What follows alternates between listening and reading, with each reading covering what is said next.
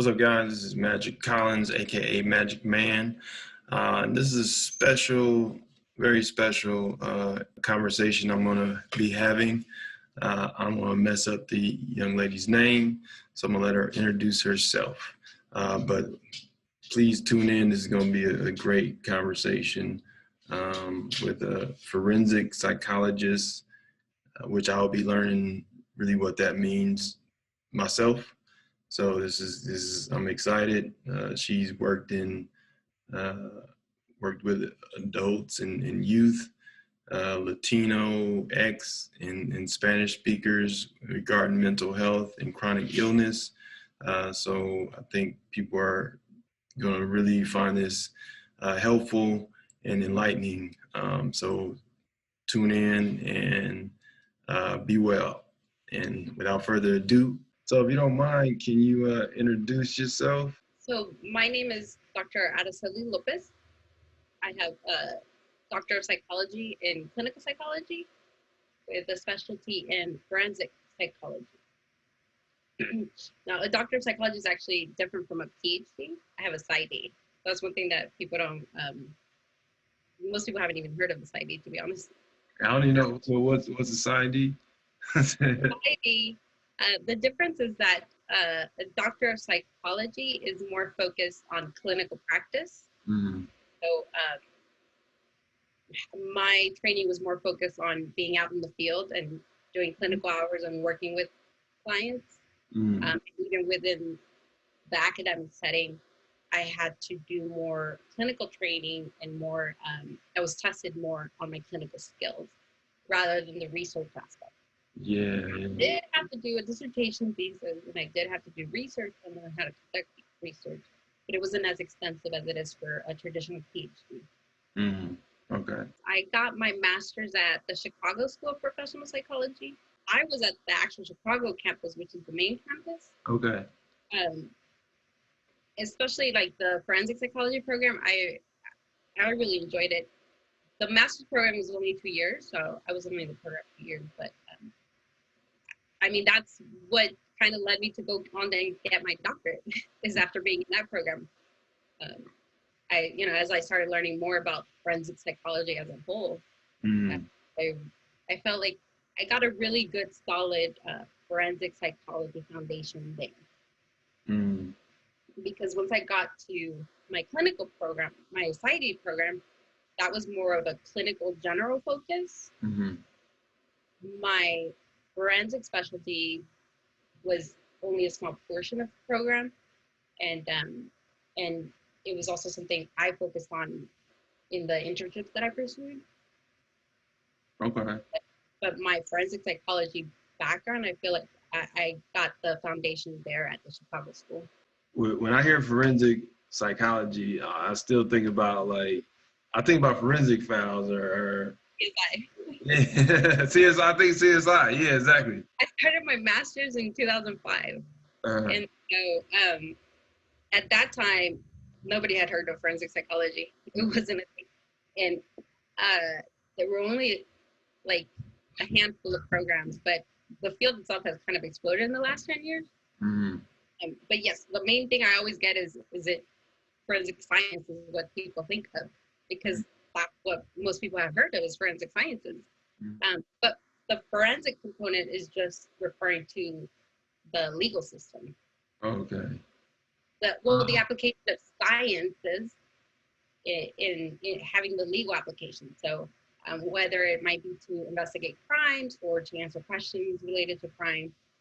So for forensic psychology, it's the application of psychology in the context of criminal justice. Oh man, you just blew my mind right there. Right. So forensic is the legal part of the word or the phrase. Well, the combination of like using sciences within criminal justice. Yeah. Okay. So we have forensic, and then science is the use. And then forensic psychology is the legal application of psychology. So to summarize what I am trained to do, basically, as in forensic psychology, we're trained to provide treatment or conduct assessments or evaluations people who are involved within the criminal justice system. Okay. Okay. So that's my focus. There's other focuses, like in a civil court setting, that would be a little bit different, because there are psychologists who are more involved, like in custody evaluations. One of the things about forensic psychology, it's a unique subspecialty because it requires extra training in the forensic aspect, because we have to have an understanding of not just psychology, but also the legal system.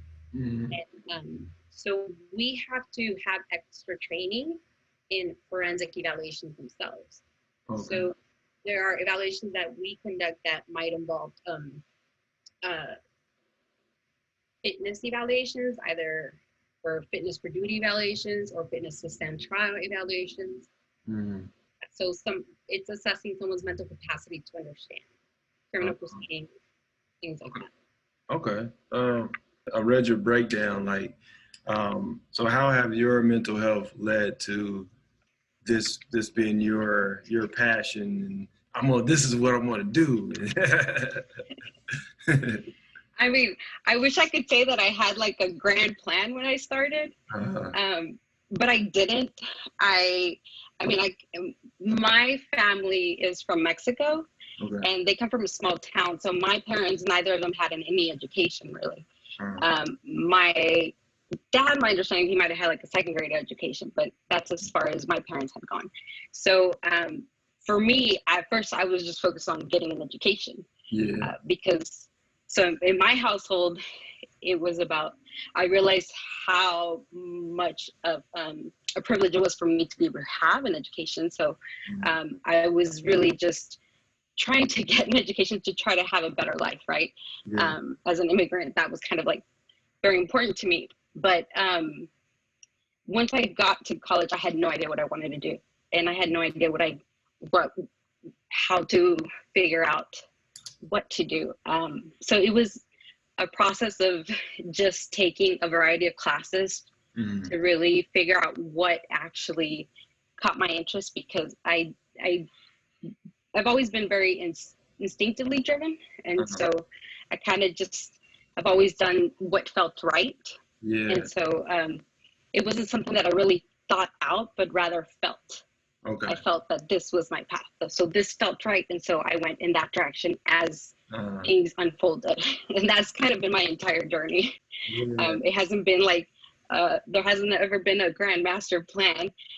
It's just been taking it one step at a time, because I really had no guidance and no idea how to do this, right? I didn't anticipate that I was going to get a doctorate, because I actually didn't think I could do something like get a doctoral degree, right? It was extremely intimidating for me. Yeah, I'm sure. Once I was in college, I actually took a Psychology 101 course my first semester in college that really just captured my interest. I did always kind of have a curiosity about like criminal justice and crimes, you know, how like we all kind of like to watch crime shows and things like that. But I hadn't thought about criminal justice as like something I was going to pursue specifically until after I was in psychology and studying psychology. I learned about this subfield of forensic psychology. I had never heard of it, honestly. For me, like, I'm a peer-to-peer group facilitator, right? And I try to, as a mental health advocate, try to talk about it as much as possible. And I'm still wrapping my head around what that even means. What does being an advocate mean? It's like, it's very vague, you know. It's like, what specifically are you doing? So I guess my question to you is like, so what is being an advocate? And you're an advocate of chronic illness. So what does that mean? Well, that kind of came about more recently because of my own personal obstacles and personal experiences. So I think one thing that I realized as I was going through my doctoral program actually was that kind of thought that, you know, I was just going to be a traditional psychologist and finish my degree, you know, go on to do my postdoctoral hours, get licensed, and just be a psychologist. But in recent years, like, I kind of had to deal with other issues because of my medical condition. I have autoimmune disease. I have only recently been diagnosed with rheumatoid arthritis just last year. But it was a chronic condition that went undiagnosed my entire life because I've been dealing with it since I was a kid, with some of the symptoms. Right as I was about to finish my degree, I started having problems with my health. And partially, it was also related to just dealing with the trying to provide services within a criminal justice system, right? Mental health services. And so trying to be someone who's, I'm very passionate about what I do. I really care about my clients and the people that I work with. And at that time I was working with adolescents. It's within a correctional facility. So it's a setting that in and of itself is kind of stressful.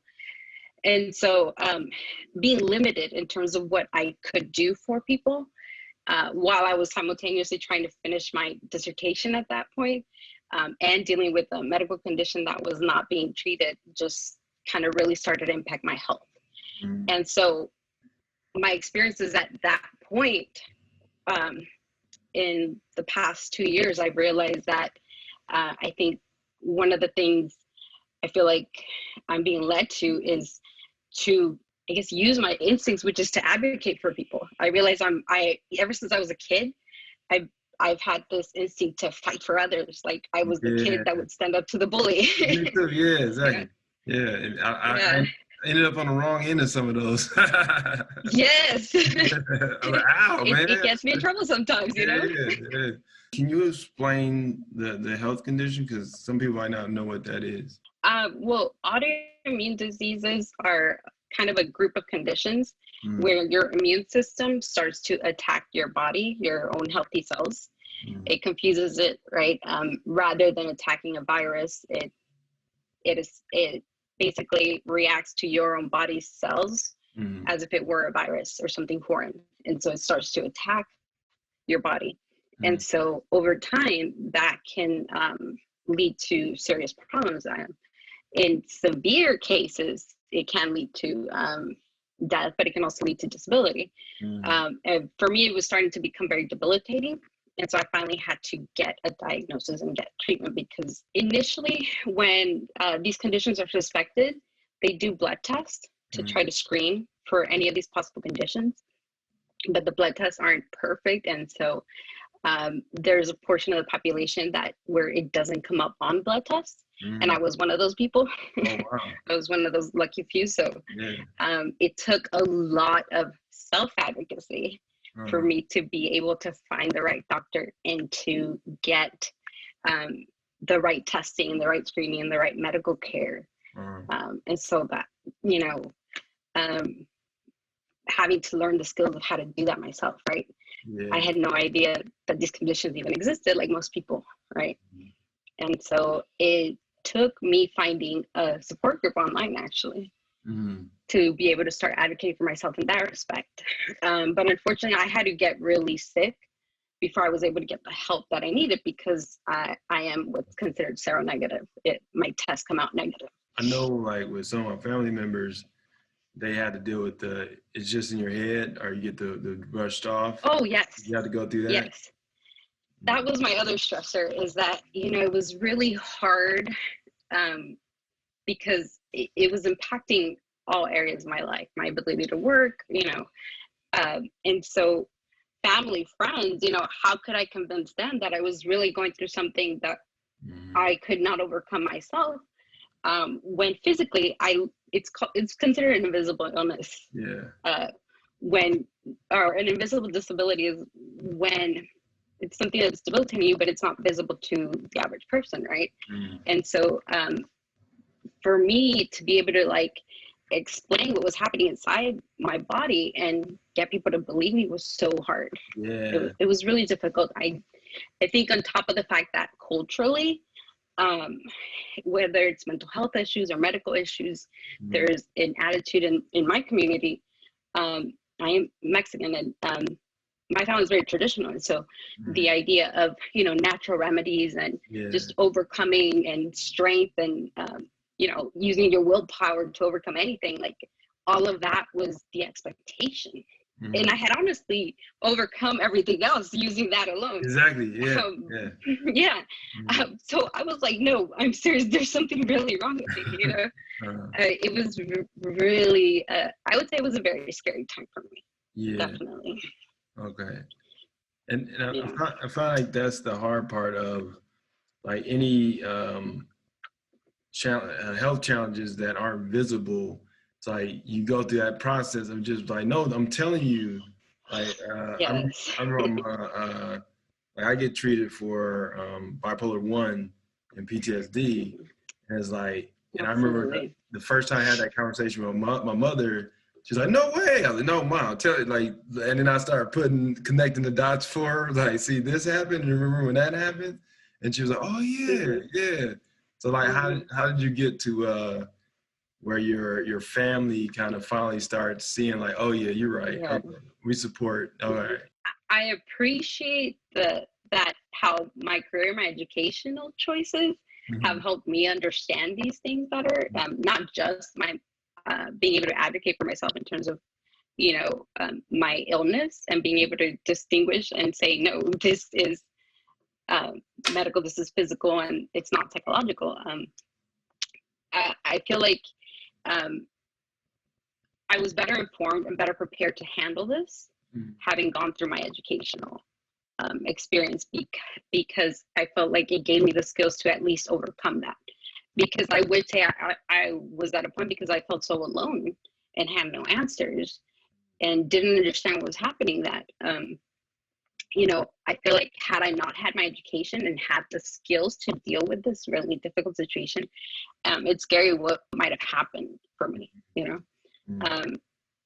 But I would say my family has grown along with me. They learned along the way, I feel, both as far as like dealing with our mental health and just being better, having better relationships, but also since I've been able to get a diagnosis for my medical condition, and now I have answers and we talk about it, I feel like, you know, my family's in a better place to help me because I can explain to them what's happening now, right? And to support me, rather. How does, with mental health, and you spoke about that, where it's like in the Black and brown communities, there's such a premium of, we go through this ourselves, we don't talk about it. Like I know my family was the same thing, like you don't talk about anything. Yeah. Like you just put your head down and you just work, and you're moody and you just take it out on your family. It's like that kind of thing. So how have you, with your health challenges, how have you kind of helped your family talk about their own health issues? Well, I do feel like, you know, we just have more communication, more open communication, I feel, both in respects to whether it is medical or mental health issues, right? So I think my learning has just kind of rubbed off on my family. As I'm learning and growing, they're learning and growing as well. And then it just kind of prompts. I also do feel that I am very fortunate with my mom and my sister in particular, because I grew up with myself, my mom, and my sister. My father wasn't really in the picture. So we're very close, and we've always been very close. But, you know, we didn't have the skills to communicate about these things, right? Yeah. And we had that cultural stigma. When I first started my doctoral program, I had anxiety issues. I started struggling in my academics, not in difficult subjects, but just in random areas. And I eventually realized I had ADHD that had gone undiagnosed my whole life as well. You know, so it's like all these little things that we don't know, we're not able to identify, right? So for me, I feel very fortunate that I happened to land upon a career that helped me address my own issues, right? And so while it's been difficult for me, one of the ways that I've been able to use these experiences is that, to me, I see it as that I'm able to better understand my clients' experiences, right? And especially when talking about people of color, right? Like the having to talk about things that, you know, we don't understand. I feel like I can have a little bit more empathy and understanding, especially when they get defensive. I see so much of myself in that because I remember growing up and being guarded and defensive about those subjects. Mm-hmm. Mm-hmm. Yeah, I do too. Like, and there's it's funny because I kind of always, all the work I try to, you know, I'm gearing up and I'm working on myself to do, and I'm doing is like, I always think of that, my little self, and like, would I listen to the person I am right now? You know, it's like, man, who are you, dog? I don't know you, man. Don't back off me, dog. So it is funny. It's like, since we're from that world, it's like, no matter how much we learn, we know we were like, oh man, you adorable, man. Yeah. Man, adorable. You mentioned that, you know, like I think that's one of the things I love most about working with adolescents is that I do find it so I can't think of the word, but I find it like I want to help nurture them more when they are more angry and defensive. Yeah, you know, adolescents can be very angry and defensive, think they know it all, and it's like the more difficult they are in the exterior, I feel like I see more of this child underneath, right? They're still very much children, and we really often forget about that.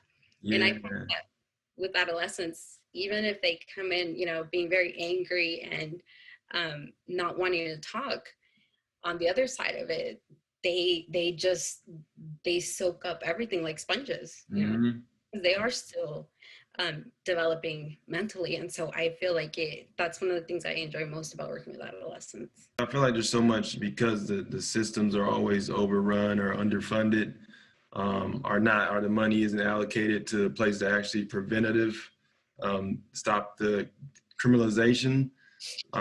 What are like the challenges to, I guess, the challenges to decriminalize Black and brown youth? First of all, it's just one thing that I realized, I feel like just in the way that, you know, defensiveness, anger, resentment is perceived by people who aren't of these communities. That's one of the biggest obstacles, that that unless you're from these communities and you understand where that comes from, I feel like there's been a lot of misunderstanding about that behavior. And so it's been criminalized, right? And people are labeled as antisocial and categorized in that group, and you know, labeled criminals, offenders, and all these labels, you know, they carry stigma with them. And I feel like that's been a big obstacle. And one of the things that I have found, and I feel, is that what's underneath a lot of that and a lot of those antisocial labels is more often trauma. Yeah. I feel like one of the huge steps moving forward is kind of moving that to more of a mainstream understanding. It's like, yo, these are traumas. Like, you don't just be in these neighborhoods and see what you see and have it not affect you, you know? When I see that, I see someone who has actually learned to protect themselves, right? So when you're in the middle of just having to survive, you know, to me, it makes sense that people become very self-protective. Yeah. Especially of anyone related to the system, right? Anyone having to do with criminal justice. I expect nothing less than for you to not trust me. Yeah, because it's a system that's consistently let you down, and and let the people you love down. Absolutely. With no justice for your family. So it's like, of course you wouldn't trust that. Now what, with all the social unrest, like, do you see, is there any steps kind of like that you see that would kind of bring like solutions to these systemic and ancient issues that we've been fighting for years and decades and generations? Is there like I know there's a few, like defund the police, the people's budget, reimagine LA. Is there any one of those that kind of stand, the 8 can't wait, are any of those kind of like really stand out for you? Well, I mean, I think I don't know the full details on all of them. I just know that one of the main issues is to redistribute funding and focus on more, you know, support within the communities, right? And on addressing things like mental health issues. And so, I mean, I think that is a crucial component, right? But I definitely think the other aspect is that we need to be thinking about being proactive. And that's where I think we really often fail, is that because it's hard to convince people to help support prevention efforts, right? Yeah, exactly. Like, we're so trained to just deal with the problem when it happens. Like, It's actually a fact. yeah. And so I think that's our biggest problem. And in I know that there are also a lot of like counties and I think criminal justice systems that are starting to move towards you know, like mental health courts, drug courts that are more focused on intervention and rehabilitation. So that I think is more in the right direction. So the idea of rather than incarcerating someone and having a punitive consequence immediately, you know, redirecting them toward social services, right? Yeah, yeah. So those type of programs, doing that more, and not just for adolescents, but one of the problems is that I think we don't do that enough for the adults, you know? Yeah, exactly, exactly. And I think because I was asking a question like, who would I rather work with, and kids or adults, and it was like, I think we all gravitate towards the kids more because it's pretty fun. You know, it's like you working with it's more, you can do more. You know, it's like they're sponges. They're more flexible even though they have a hard exterior, but there's more possibility. But I feel like the harder work is the adults, and that's probably the even more important because they have more issues. Like they have more. Literally, they have more weight to them. Yeah. So yeah, it is a important focus as well. Yes, and I mean, I do feel like, you know, in some ways it is harder work because as we become adults, um, you know, we are more entrenched in our behaviors and our ways of thinking, right? So it is more difficult work. Now you focused on people who were sex offenders. So I feel like I don't feel like I got into that right. Let me back up. Hold on. Okay, so you have many different focuses. Now, which focus was more challenging? I would say one of my areas of training where I learned the most. Okay, yeah. I really feel like I really grew was when I was working with individuals who have perpetrated sexual offenses, right? And so that treatment is more extensive and everyone is mandated. Anyone who is labeled a sex offender is then required to complete a certain amount of training. On top of that, they have more restrictions within the community, right? And so when they come out to kind of mandated treatment, plus on top of that, they're having to face stigma from society and a lot of backlash from society. Those individuals can, you know, come in guarded and defensive and, you know, mistrustful of us as clinicians, as counselors. Like, you know, we have to really learn to build trust.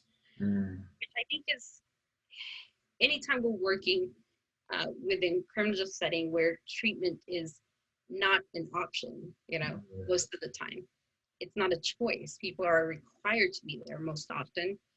You're gonna have someone who might be resistant, who might, and I don't like saying resistant because it's like, it's more of like a self-protection, right? And it's valid, right?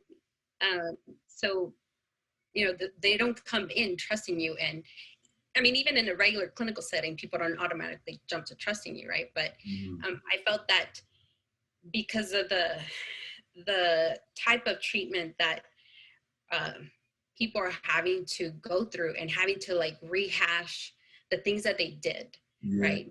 Other people, and having to face the judgments, you know, they're waiting and expecting us to judge them as well, right? And so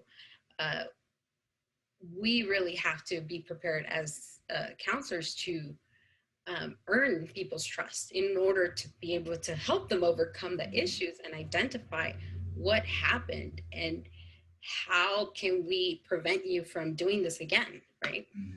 Because ultimately that's the goal, is that people can reintegrate and not engage in these behaviors towards other people. But the thing that I learned is from that work was that empathy and, you know, just really listening and trying to understand their story and what was really genuinely happening that kind of led up to that. That's where I would be able to help in order to address the issues. So do you help like them understand the circumstances and how to kind of when they're introduced back into society, how to identify those circumstances? That's what you okay. How do I? So we talk about risk factors, right? So one of the things that I learned is that some of the treatment in terms of working with people who have perpetrated sexual offenses, is that it sort of models addictions treatment, in that it's focused on relapse prevention, and you really assess what led up to the behavior, right? What were the precipitating events, the events that happened right before the behavior, and what were the thoughts processes, what were the emotional issues that were happening. So we really break all of that down. And then in order to help them identify, okay, well, what happened? And so now once I'm able to understand what happened in the past, I can help you plan to pay attention in case you start to see and notice these patterns again in the future. Because as humans, we have patterns. I say that all the time. Yeah, it's like I feel like that's where the personal growth is when you learn your patterns. Absolutely. Did you find that you had to kind of confront your own prejudice when you dealt with sexual offenders? Well, not prejudice, but you know what I mean. Yeah, no, I mean, and I think with dealing with forensic issues, so any sort of major offenses like homicide or sexual offending, they're gonna hit us. We're human, right? So those are things we have to work through. And but I think one of the reasons I felt kind of compelled to work with that population is because I felt able to, in the moments that I was there with the client, kind of put that aside, right? And focus on them. Because what I realized is that, you know, I'm not doing survivors of sexual assault any service by, you know, holding those prejudices, right? So to me, I felt like, you know, by being there for this client, I'm able to do a lot more for others. Have you ever had like people who know the work you do and that has been kind of traumatized by somebody with sexual abuse kind of talk to you or confront you or anything like that? Like, why are you helping them? Or not confronting me, but I know, I mean, I do have people who have told me like I could never do it, you know. And what I say is, you know, that feeling, like, that's valid, right? And it's okay to feel that way, right? And that idea of, you know, not accepting that, that's important too. It's an important viewpoint. We can't accept that behavior, right? It's not okay because it is harmful to others, right? But when I think about my work and when I'm with a client, my goal is to connect with them. And so when I'm there, I'm able to empathize. And so what I tell others is that, one of the reasons I feel like compelled to do the work is because I can empathize with them. Yeah. Okay. And I know that it's hard. It's hard. I do feel like, for me, I've always had this connection with other people's emotions, right? Since I was a kid, I feel like I was always thinking about others. And so for I don't understand it. I don't understand why I feel like I can empathize with the full range. I understand their behavior, and I'm in being able to empathize. I'm able to help them more. Yeah. Now, do you feel so with oh, can you explain it? Because this is a side note, but like, so for people that don't know, what's the difference between like Latino X, Latino, Mexican, Spanish? Well, Latinx is more of a more recent term because in Spanish, the language is very gendered. And so saying Latino or Latina is either masculine or feminine. And so with more recent advocacy regarding gender neutral language, the Latinx term has become kind of a more global term, right? Yeah. But when you're talking about the whole population rather than just deferring to Latinos, then which is typically what you defer to it in Spanish is actually the masculine. So that's kind of why that has come to be. It makes sense. Okay. See, I learned. So then, in terms of like what people refer to themselves as, there's Latin Americans refers to North and South Americans, Central Americans, with who the countries that speak either Spanish or Portuguese, right? And then individuals from Spain, that would be someone who is Spanish. Okay. All right. Yeah, you passed the test. I feel like it's just the more you hear it, the better. It's like because even that the Latinx is like it just like you saying it like it finally crystallized in my head. Like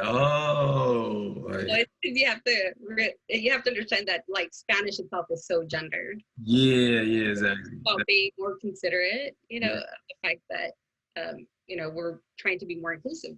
And we've always been everything. Like it's like we try to, it's like you try to hide other what do you call it, marginalized groups. It was like, but we've always been all these things. It's like there's a spectrum.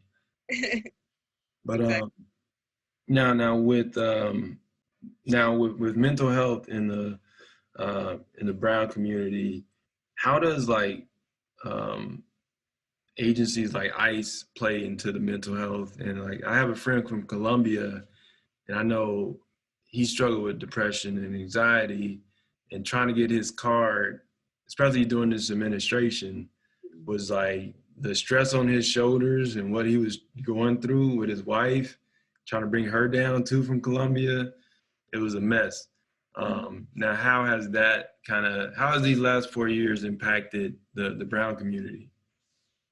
I mean, it's a particularly stressful time, but one thing that I learned, I think it was in 2016, right around the elections, that I became very stressed out by all the stuff that was coming about regarding immigration issues. And I talked to my mom, and her response was like, "Honey, that's always been there." Like, this always resurfaces. They always, so it's like, I was like, okay. So suddenly, I mean, I think one thing is that it is more at the forefront of all of our awareness. And that's good and stressful, right? Because we can't address these things unless we're aware of them. But at the same time, being so aware of them is stressful and can be very traumatic as well. For myself, because I was dealing with my medical and my health issues, I've had to set really strong boundaries around my discussion of the immigration issues, because I am an immigrant. I was undocumented. So it is a very sensitive subject for myself, knowing that I was directly affected by it, knowing that people have very strong feelings about that. I was one of those people that was brought over here at a very young age. I was 3 years old when I was brought to the United States. And so it is a very difficult process, and especially for people of certain countries like Mexico, China, which have large populations of people here in the United States, there aren't opportunities for legal immigration if you don't have certain financial means or education levels, right? Okay. And then like the people like who you work with, I guess, is there a sense of more clarity as far as like with depression and PTSD or schizoaffective? Well, I would say that one thing right now that is prominent is because right now the larger influx of immigrants are people of Central and South America who are facing, serious crimes in their home countries. So a large influx of the people who are immigrating right now are seeking asylum seekers and do have severe trauma. And so I think that's one of the most prominent issues right now among immigrants, is just having a lot of trauma history from their home countries, But I mean, on top of that, just immigration itself can be a very traumatic process. I mean, I have a vivid memory when I was 3 years old of being in a jail cell with my mom and my sister. What? Yes. And so just, those little things are triggering. Like, I still to this day have a bit of a fear of immigration, even though I'm a citizen now. Yeah. So those things stay with you. Hold up. Wait a minute. So when you were 3, you went through that process? Yes. Because my family was undocumented. So. Yeah. Now, if you want me to cut this out or you want this in there, I'm completely fine to do that. But so what was that process like as far as Well, the crazy thing is that I was lucky because my family came in the 80s, in the early 80s. And so we came right before the amnesty. And so my family was able to pursue a path towards documentation and citizenship eventually through the amnesty program. Because I feel like there's so much terminology that gets thrown out, and you can see like it's all the political rhetoric, like even the call, like what the administration calls Black and brown, the brown community. So what does like undocumented mean? Well, undocumented is more of like the I guess sensitive term for when you speak of someone who doesn't have a permanent residency, which is what the term actually is. When we talk about a green card, that's actually a permanent resident card. Okay. And that's kind of, so you have the... So it's, first you have to become a permanent resident, and then after being a permanent resident for a certain amount of time, then you can apply for citizenship. Okay, so I'm gonna say this because I feel like this is important. So they throw out illegal alien, right? Which is a bullshit phrase to say that about human beings. And then but what it actually means is undocumented. And then can you explain undocumented? Yes. So being undocumented just means that you don't have the paper, the permission to be here. In the United States of America. Alien is technically a term that is I think, defined as referring to being foreign, Uh-huh. right? But I think because it's being used in a negative way, you know, that terminology is not really. Um, Yeah, which is a powerful tool. It's a propaganda tool. mhm, Yeah, just absolutely. like it's like radical left, social justice warrior. You're just a social justice warrior. Like all that stuff is like, what are we doing, man? Like Yes. all we trying to do is make this world better. Like what the hell are we doing? Yes, and ultimately that's kind of where, you know, I mean, I look at my obstacles, and it just has always been kind of a drive for me Uh, to help other people, because yeah. I realize that all these obstacles I faced, I mean, um, I feel like on the other side of it, I'm fortunate to actually be able to overcome those obstacles. Mhm. And unfortunately, most people aren't able to overcome um, some of these obstacles that we face within our communities, Mhm. to be able to be successful, to have, you know, a decent future and a decent life Mhm. at Yeah. times. And then that's the thing is like I feel like one thing that gets lost is um it is a sense of you need so much to go your way to be sitting where you're sitting. You know, it's like there's so many X factors that plays into and I feel like that's how tokenism works. Is like, well, look, they did it, and it's like, no, man. If you actually knew what kind of going against the odds actually meant, um, that's not actual.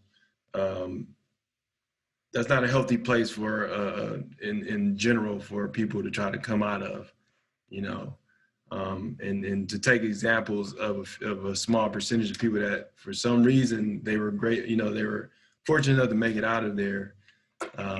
Is not a well, if they can do it, you can do it. It's not that kind of party. Exactly. And, you know, I would say that that's one of the things that, you know, it saddens me that there are people who um, kind of take that stance of, well, I did it, they Mm, can do it, you know. And for me, I feel the opposite. I don't feel like it should be this hard for anyone, yeah, because yeah. it's too much. It's Mm, too much. It's um it's just not right to mm, suffer so much, and for things to be so hard just to be able to have, you know, be able to achieve goals, right? yeah, yeah. And I think that's where a lot of it um, gets lost in the shuffle is that uh, we're to start, you know, the fallacy is if you do the hard work, then this life waits for you. But it's like in Black and brown communities, there's so much where you spend your whole life paying your dues, and it never adds up. Like it never you never reach that place. Um, now, how have you had that challenge? Like you talked about actually when you said you went to school, and would you call that imposter syndrome that you were going through?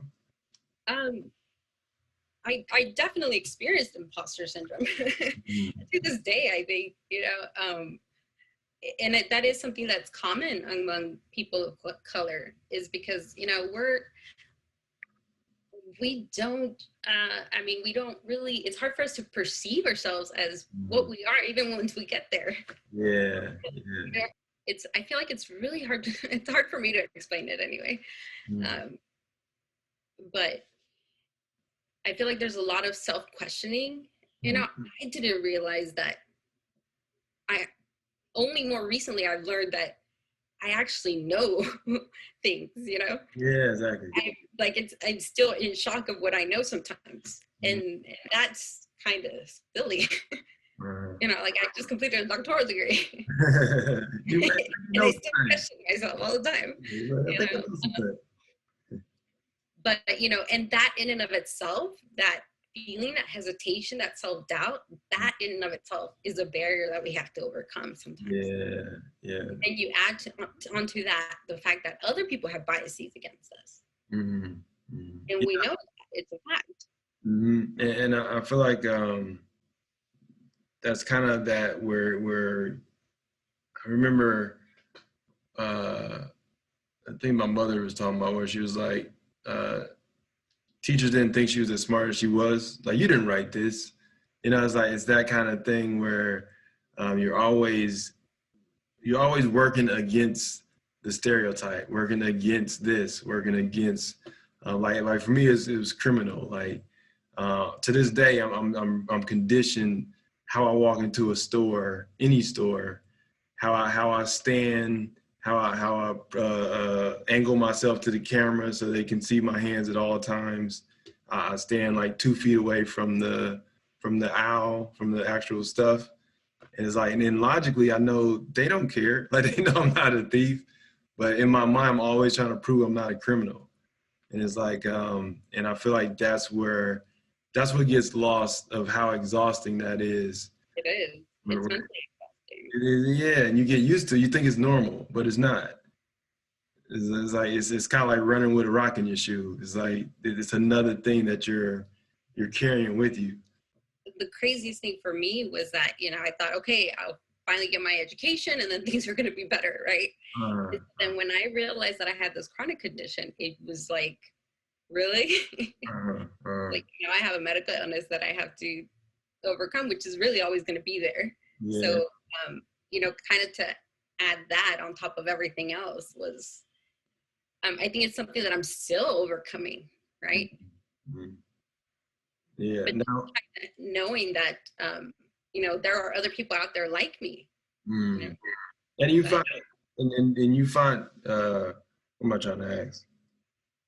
Do you find that like for me, to every week to be a part of a group where everybody gets it, it's so cathartic, and it makes me feel so good leaving the group. I'm like, man, y'all got it, man. I'm high online and stuff. I love you guys, man. Honestly, it's very, very crucial, I think.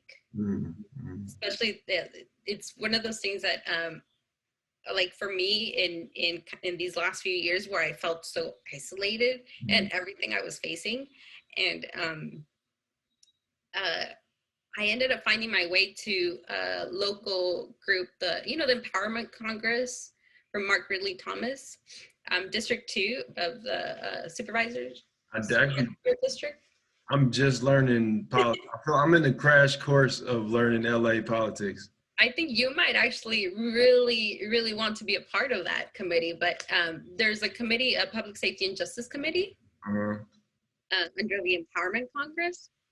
And I joined that committee last year, and I just started attending the meetings there once a month. Mm-hmm.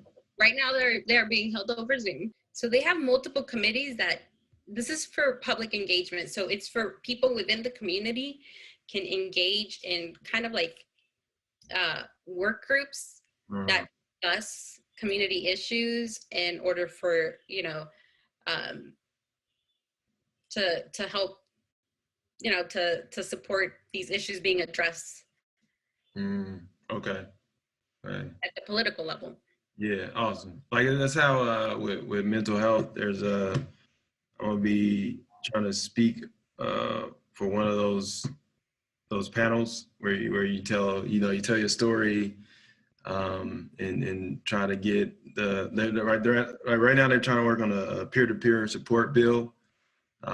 Which is, to me, is peer-to-peer is so huge because it's the most cost-effective and impactful. So I think like the more that can be really implemented into every kind of group. What's your thoughts on kind of? Actually, that kind of brings me to my next question.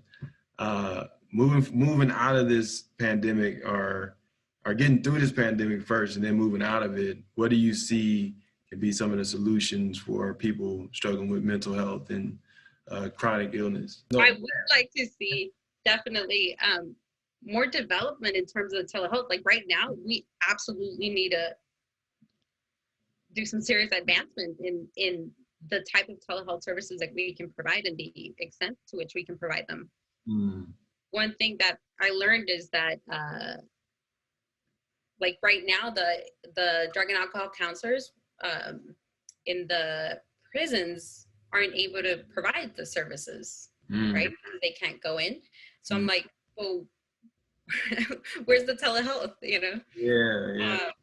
But, you know, I think there's a lot of discussion about telehealth growing in the last few years, just because of all the technology has been advancing. But I think with COVID, it's really thrust us in a position that we realize, like, okay, we need it now, right? Yeah, exactly. So I think that's absolutely crucial, and not just thinking about COVID, but even beyond that. The reality is that there are people with disabilities, people in areas where they don't have access to services. Just to be able to access those communities for whom it's harder to reach. Telehealth is an important component. I mean, the other thing I've learned is just thinking about, I think, in terms of programs that trying to meet people within the communities. So, you know, how can we connect with the agencies or organizations that people are already connected to, right? So how can we get where, rather than waiting for people to come to us, because we're dealing with stigma, right? Issues that within, especially Black and Brown communities, like, you really have to gain trust within those communities for people to really seek you out. And so I think that, you know, how can we become more involved within these communities in different ways? And I think that's where I've had some of my motivation to be more of an advocate and try to be more in public spaces. For myself, that has been part of my motivation, you know, in the past year, trying to get out in the community, because I've realized that I can't just sit in an office and wait for people to come to me. I feel like, you know, I have to be out in the communities to build up that trust and to help raise awareness about how people go get services. Yeah. Last question. So how are you in this pandemic? Like, how are you maintaining your own mental health and well-being? For one, it's you know, finding those support spaces where we can talk about it honestly. I think that's number one. And secondly, for me, has been leaning towards my social supports, right? So I actually was in California at the beginning of the whole lockdown. But because I couldn't work, I was just at home. And my family's actually in Texas. My mother's in Tennessee and my sister's in Texas. And so I noticed that at that beginning, like, everything being kind of like so many unknowns, for me, because I couldn't go to work anymore in person.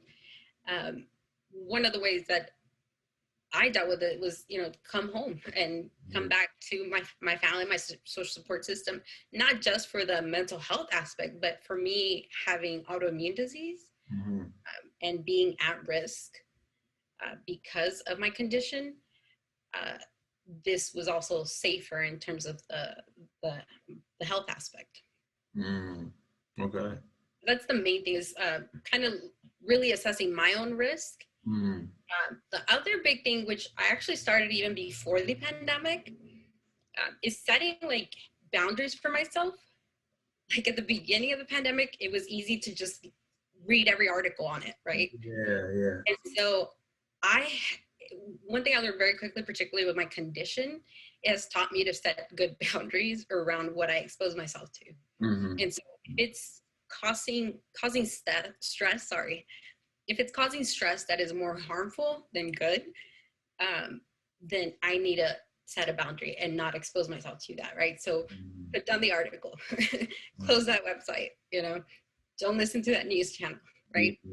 So you can still be informed, but you don't have to be reading every single thing. And so we all fall into that, right? It's so easy to start clicking through, and then all of a sudden you're down the wormhole. Exactly. Yeah. And I feel like people, and this is mental health in general, is like with social media and just entertainment news, it's like it's important to have the limitations of, like, all right, let me get offline. Like, This is my fifth fight online. Let me not do that. That's why I tell my friends I don't participate in those. So now, how do you find your joy?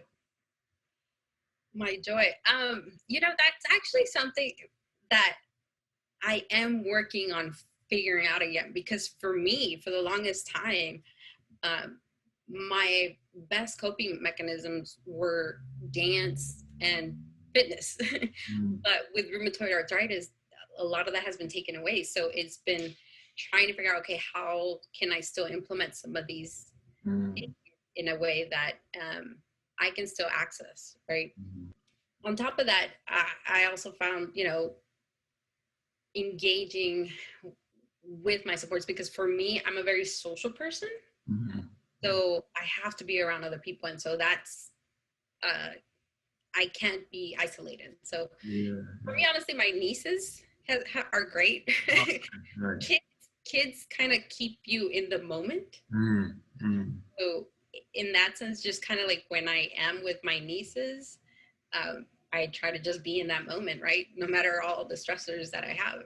Because with my illness, there's a lot of ups and downs, right? I can plan to I'll have a whole to-do list and, be ready to go. And then all of a sudden, I get this surge of pain and nothing's going to happen that day. And so learning to just accept and have a lot of compassion, self-compassion for, if I didn't get to this today. I can't sit here and beat myself over it, because then that's just going to make me more depressed. Yeah. Self-compassion. I love that. Man. Yeah, I'm gonna put that. That's gonna be a bullet point on this. This self-compassion is huge. Now, what and for anybody out there, like, are there like resources if that you know of that you can tell people for, or just how to get through this pandemic? Any advice for that?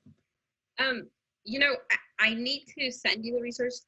I posted it on my Instagram earlier on.